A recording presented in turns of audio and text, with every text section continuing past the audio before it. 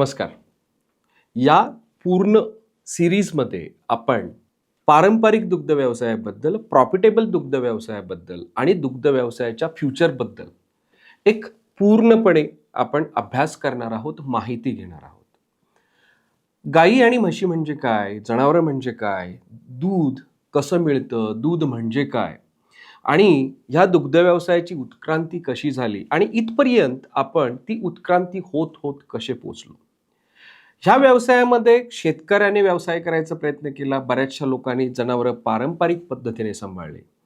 शेतकरी दुग्ध व्यवसायाचा व्यवसाय करत असताना, पारंपरिक पद्धतीने जनावरं सांभाळत असताना मित्रांनो आपण बघितलंय खूपशा लोकांना या व्यवसायातून, या व्यवसायाच्या माध्यमातून आर्थिक लाभ होत आलाय. बऱ्याचशा कंपन्यांनी वेगवेगळ्या प्रकारची उत्पादने निर्माण करून या व्यवसायाला सुदृढ बनवण्याचा प्रयत्न केला आणि अशा प्रकारे हा व्यवसाय, हा आपला दुग्ध व्यवसाय आपण इथपर्यंत आणलाय. मित्रांनो, खऱ्या अर्थाने दुग्ध व्यवसाय म्हणजे काय? पारंपरिक दुग्ध व्यवसाय म्हणजे काय? आधुनिक दुग्ध व्यवसाय म्हणजे काय? प्रोग्रेसिव्ह दुग्ध व्यवसाय म्हणजे काय? ह्या सगळ्या गोष्टींचा अंदाज आपल्याला ह्या सिरीजमध्ये घ्यायचा आहे आणि आपल्याला दुग्ध व्यवसाय, प्रॉफिटेबल दुग्ध व्यवसाय, आर्थिकदृष्ट्या सक्षम दुग्ध व्यवसाय समजून घ्यायचा आहे. तर मित्रांनो, सुरुवात करूया आज आपल्या पहिल्या अध्यायाची, पहिल्या सत्राची. ती म्हणजे दुग्ध व्यवसायाची सुरुवात कशी झाली, त्याचा इतिहास काय, ही जनावरं नेमकी माणसाबरोबर कुठून आली, कशी आली, त्यांचा उद्देश काय होता. मित्रांनो, प्राचीन काळातला माणसाचा जनावरांशी, माणसाचा प्राण्यांशी असलेला व्यवहार आणि माणसाचे प्राण्यांशी असलेले नाते नेमकं काय आपण समजून घेऊ. माणसं सुरुवातीला एकत्र राहायची आणि अन्नाची गरज भागवण्यासाठी जंगलामध्ये कंदमुळं, त्याचबरोबर जनावरांना, प्राण्यांना मारून खायची. उद्देश हाच होता. माणसाला जगण्यासाठी carbohydrate, protein, fat, vitamins, minerals आणि वॉटर म्हणजेच पाणी, हे बेसिक 6 अन्न घटक लागतात आणि हे अन्न घटक मिळवण्यासाठी प्रोटीन हा जो एक सगळ्यात महत्त्वाचा घटक आहे माणसाला लागणारा, तर ते प्रोटीन मिळवण्यासाठी किंवा प्रथिने मिळवण्यासाठी माणूस प्राण्यांना मारून त्यांच्यापासून, त्यांच्या मांसापासून प्रोटीन मिळवायचा प्रयत्न करायचा. आणि माणसाला त्यावेळी कळलं की प्राणी हा एक सगळ्यात महत्त्वाचा अन्न घटक आहे, अन्न पुरवणारा घटक आहे आणि त्यामुळे माणूस प्राण्यांची हत्या करायचा आणि त्यापासून लागणारा अन्न घटक म्हणजे प्रोटीन मिळवायचा प्रयत्न करायचा. सुरुवातीच्या काळात माणसं एकत्र राहायची, ग्रुपनं राहायची, शिकार करायची आणि आपला उदरनिर्वाह करायची. त्यांना हळूहळू पुढं कळायला लागलं की जंगलात जाऊन प्रत्येक वेळेला जेव्हा गरज असेल तेव्हा त्या जनावरांना मारून आणण्यापेक्षा अशा जनावरांना जर आपण सोबत बाळगलं तर कदाचित आपल्याला त्यापासून फायदा होऊ शकतो, आपले श्रम कमी होऊ शकतात आणि म्हणूनच माणसाने जनावरांना सोबत ठेवायचा प्रयत्न केला. आणि जनावरांसाठी सुद्धा ती एका प्रकारची सेफ्टी आणि सिक्युरिटी होती. प्राण्यांचं जतन केलं जायचं, प्राण्यांची काळजी केली जायची, प्राण्यांना वाढवलं जायचं आणि प्राण्यांमध्ये पुनरुत्पादन करून त्यांच्या पुढील पिढ्या वाढवल्या जायच्या. अशा प्रकारे प्राण्यांची उत्पत्ती होऊ लागली आणि मानव आणि प्राणी हे एकत्रित राहू लागले आणि यालाच आपण म्हणतो लाईव्हहुड ऑफ ॲनिमल अँड ह्युमन. हळूहळू जसं प्राण्यांबद्दल माणसाला महत्त्व कळू लागलं, माणसाच्या जीवनात उत्क्रांती होऊ लागली, माणूस बौद्धिकरित्या प्रगत होऊ लागला, तसतसं त्याला त्याच्या आयुष्यातील शेती आणि जनावरं याचं महत्त्व पटत गेलं आणि खऱ्या अर्थाने पशुधनाची सुरुवात झाली आणि त्यालाच आपण म्हणतो माणसाच्या आयुष्यातली खऱ्या अर्थाची स्थायी जीवनाची सुरुवात. स्थायी जीवनाची सुरुवात म्हणजे काय?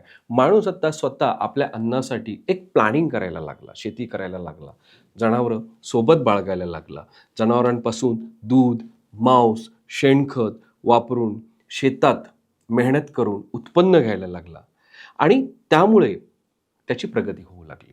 आणि त्याच काळात जनावरांना माणसांपासून संरक्षण मिळाले, निवारा मिळाला आणि अशा प्रकारे ही लाईव्ह होल्डिंग जी आहे किंवा लाईव्हहुडनेस जो आहे हा तसाच चालत राहिला. आणि आजही मित्रांनो जर आपण बघितलं, बऱ्याचशा रुरल एरियामध्ये चांगल्या प्रकारे पशुधन वापरून शेतकरी हा उदरनिर्वाह करतो. शेतीसाठी लागणारं शेण, शेतीसाठी लागणारं अवजार म्हणून जनावरांचा आजही बऱ्याच ठिकाणी उपयोग केला जातो आणि अशा प्रकारे हळूहळू पशुधनाची वाढ होत गेली आणि पशुधनापासून मिळणाऱ्या उत्पादनांची वाढ होत गेली, त्याच्यात प्रगती होत गेली आणि आपण जनावरांपासून जास्तीत जास्त उत्पन्न मिळवायला सुरुवात केली. मित्रांनो, काही काळापर्यंत माणूस हा जनावरांकडे एक उपजीविकेचं साधन म्हणून बघायचा. शेतीसाठी लागणारं एक अवजार म्हणून बघायचा. पण काही काळाने त्याला हळूहळू कळायला लागलं, की ज्यावेळी जनावरांचा ट्रेड होऊ लागला, जनावरांची विक्री होऊ लागली, त्यावेळी शेतकऱ्याला 4 पैसे मिळू लागले. आपल्या गोठ्यात, आपल्या घरात असलेली अतिरिक्त जनावरे, कोंबड्या, शेळ्या-मेंढ्या, गायी किंवा म्हशी हे इतर शेतकऱ्यांना विकून त्यापासून पैसे मिळू लागले. त्यातल्या त्यात घरात असणाऱ्या जनावरांपासून मिळणारं दूध किंवा मांस यांच्यापासून त्याचाही उदरनिर्वाह व्हायला लागला आणि त्यावेळी खऱ्या अर्थाने जनावरांचा अर्थकारणावर होणारा परिणाम शेतकऱ्याला दिसू लागला आणि खऱ्या अर्थाने आज आपण ग्रामीण भागात गेलो तर रुरल एरियामध्ये जनावरं शेतकऱ्यासाठी एक ATM म्हणून निर्माण झाली. जनावरांपासून मिळणारं उत्पादन किंवा एखादं वाढलेलं जनावर कधीही विकून त्यापासून 4 पैसे गरजेप्रमाणे कमवता येतात किंवा जेव्हा पैशाची गरज असते त्यावेळी ते पैसे कमवता येतात. अशा प्रकारे आज जनावरांचा व्यवसाय, जनावरांसोबत बाळगणं म्हणजे घरात ATM असल्यासारखं शेतकऱ्याला भासू लागलं आणि त्या पद्धतीने त्याची मदत होऊ लागली. दुग्धजन्य प्राणी खऱ्या अर्थाने सर्वात फायदेशीर ठरले आणि शाश्वत ठरले. त्यामुळे शाश्वत अर्थकारणाला रुरल मायक्रो मॅनेजमेंटमध्ये, फायनान्शियल मायक्रो मॅनेजमेंटमध्ये खऱ्या अर्थाने तिथं खूप चांगल्या प्रकारे शेतकऱ्यासाठी मदत झाली. मित्रांनो, त्यानंतर स्वातंत्र्य मिळाल्यानंतर जर आपण बघितलं तर शासनाने बऱ्याचशा अंशी दुग्ध व्यवसायामध्ये, पशुधनामध्ये सुधारणा करण्याचा प्रयत्न केला आणि केवळ दूध नाही, ही एक परिवर्तनाची चळवळ आहे असं समजून सर्व शेतकऱ्यांनी जनावरांकडे बघण्याचा दृष्टिकोन बदलला आणि शेतीबरोबर जनावरं बाळगणे हा एक दुय्यम व्यवसाय सुरू झाला आणि जे काही अल्पभूधारक शेतकरी होते, ज्या काही महिला होत्या आणि अल्पभूधारक शेतकऱ्यांसाठी आणि महिलांसाठी जनावरं सांभाळणं, त्यापासून पैसे कमवणे हा एक चांगला उदरनिर्वाहाचा कार्यक्रम ठरला. मित्रांनो, स्वातंत्र्यपूर्व काळात आणि स्वातंत्र्य झाल्यानंतर आपण फक्त जनावरं बाळगायचो, आपला शेतकरी फक्त जनावरं बाळगायचा. परंतु जनावरांपासून जास्तीत जास्त उत्पन्न जर घ्यायचं असेल किंवा जास्तीत जास्त पैसा कमवायचा असेल तर नेमकं काय केलं पाहिजे ह्याच्याबद्दल पूर्ण जाणीव नव्हती. 1970 मध्ये डॉक्टर वर्गीस कुरियन यांच्या नेतृत्वाखाली भारतामध्ये श्वेतक्रांतीची निर्मिती झाली आणि ह्या श्वेतक्रांतीच्या निर्मितीमध्ये बऱ्याचशा अंशी गायी आणि म्हशींकडून जास्तीत जास्त दूध उत्पादन घेऊन लाखो ग्रामीण शेतकरी 5 ते 10 जनावरं बाळगून सधन व्हायचा प्रयत्न केला आणि खऱ्या अर्थाने ग्रामीण भारतामध्ये दुग्ध व्यवसायाची मुहूर्तमेढ झाली आणि यालाच आपण श्वेतक्रांती असं म्हणतो. मित्रांनो, श्वेतक्रांतीनंतर दुग्ध व्यवसायाची व्याप्ती ग्रामीण भागामध्ये एवढ्या मोठ्या प्रमाणात पोचली, एखाद्या वेळेला दुष्काळ पडला, शेतीतून उत्पन्न नाही मिळालं तर पूर्णपणे शेतकरी नुकसानात न जाता जनावरांपासून दुग्ध व्यवसाय करून, शेळ्या मेंढ्या वाढवून, कोंबड्या वाढवून त्यांच्यापासून मांस तयार करून किंवा कोंबड्या, शेळ्या मेंढ्या बाजारात विकून त्यांच्यापासून एक अर्थकारण साधायला लागला, 4 पैसे मिळवायला लागला. त्यामुळे पैशासाठी शेतकऱ्याला पूर्णपणे कधी शेतीवर निर्भर राहावं लागलं नाही. आणि श्वेतक्रांतीनंतर खऱ्या अर्थाने कोऑपरेटिव्ह मिल्क युनियन्स म्हणजे सहकार बऱ्यापैकी पुढे आला. शेतकऱ्याचं दूध थंड साखळी निर्माण करून त्याच्या घरापासून ते संकलन केंद्रापासून ते पुन्हा जिथं दुधावर प्रक्रिया केली जाते अशा ठिकाणी पोचवायला गेलं लागलं. ते दूध व्यवस्थित पॅकिंग होऊ लागलं आणि मोठमोठ्या शहरामध्ये त्याची विक्री होऊ लागली. अशा प्रकारे पूर्णपणे ग्रामीण भाग ते पूर्ण मोठी शहरे एक दुधाची साखळी निर्माण झाली आणि या व्यवसायाला खऱ्या अर्थाने एक चांगली चालना मिळाली आणि स्थैर्यता मिळाली. मित्रांनो, खऱ्या अर्थाने जर आजची परिस्थिती बघितली, जवळजवळ 70 ते 80% दूध हे आपल्याकडे शहराकडे येणारं 70 ते 80% दूध हे ग्रामीण भागात तयार केलं जातं आणि ग्रामीण भागामध्ये दुग्ध व्यवसायाची आज एक चांगली साखळी बनली आहे. शासकीय योजनासुद्धा चांगल्या प्रकारे राबवल्या जात आहेत.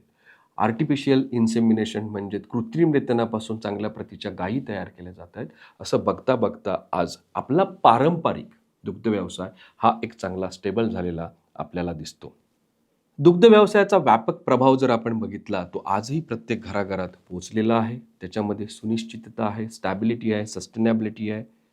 आणि दुग्ध व्यवसाय हा फक्त पैसे कमवणारा व्यवसाय नसून व्यवसायाने आज आपल्या पूर्ण भारताला एक फूड सेक्युरिटी म्हणजे काय, आपल्या लोकसंख्येला लागणारं जे मूळ अन्न आहे त्याची पूर्तता करण्याची एक ग्वाही पण दिली. मित्रांनो, एकंदरीत जर आपण या सत्रात बघितलं तर आपल्याला थोडासा भूतकाळ म्हणजे खऱ्या अर्थाने माणूस जनावरं का, कशी, कधी, कुठं बाळगायला लागला, त्यानंतर पुढे त्याची उत्क्रांती कशी झाली, श्वेतक्रांती कशी झाली आणि आपण आतापर्यंत या दुग्ध व्यवसायाकडे कसं पोहोचलोय याबद्दल थोडक्यात माहिती बघितली.